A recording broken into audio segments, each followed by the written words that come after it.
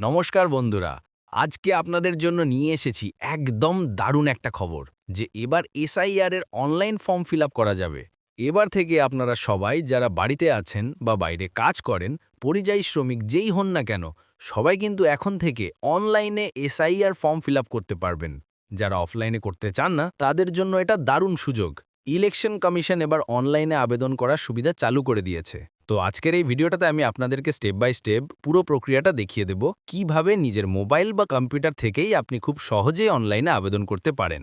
তাই ভিডিওটা অবশ্যই শেষ পর্যন্ত দেখে যাবেন, কারণ আমি প্রতিটি ধাপ একদম সহজভাবে বুঝিয়ে দেব। তাহলে চলুন শুরু করা যাক। প্রথমেই আপনাকে আপনার ফোন বা কম্পিউটারে যে কোনো ব্রাউজার ওপেন করতে হবে। তারপর গুগলে গিয়ে সার্চ করবেন ভোটার্স পোর্টাল।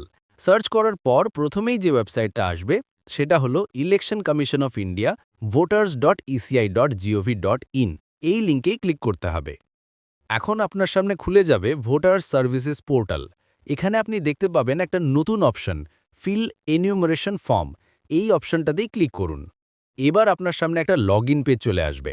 যাদের আগে থেকেই আইডি আছে তারা এখানে নিজের registered mobile number, email ID অথবা ভোটার কার্ড নাম্বার দিয়ে লগইন করতে পারবেন।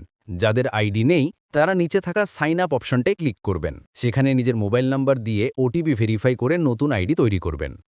লগইন করার পর আবার ফিরে আসুন ফিল এনিউমারেশন ফর্মে। এবার এখানে আপনাকে নিজের রাজ্যের নাম সিলেক্ট করতে হবে। যেমন আমি এখানে ওয়েস্ট বেঙ্গল সিলেক্ট করছি।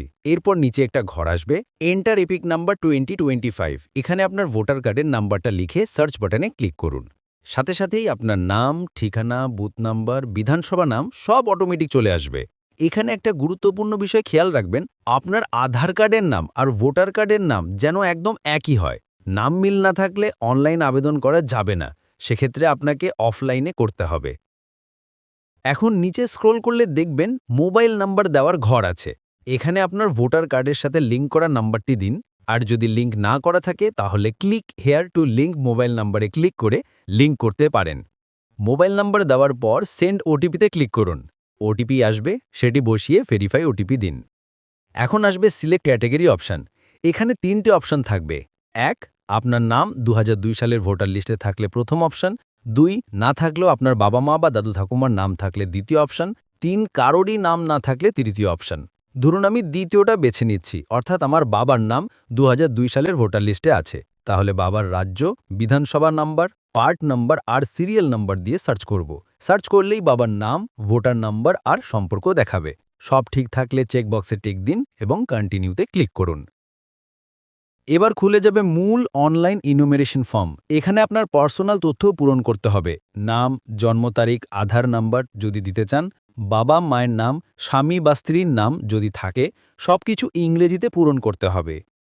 এরপর পাসপোর্ট সাইজের ছবি আপলোড করতে হবে। ফাইল সাইজ 2 MBর কম রাখতে হবে।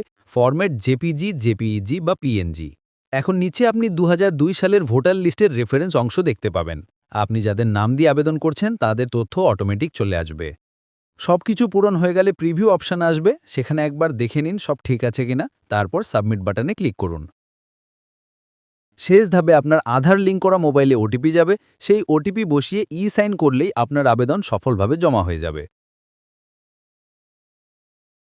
আশা করি আপনারা পুরো ভিডিওটা দেখে বুঝতে পেরেছেন কিভাবে online SIR form fill up করতে হয়।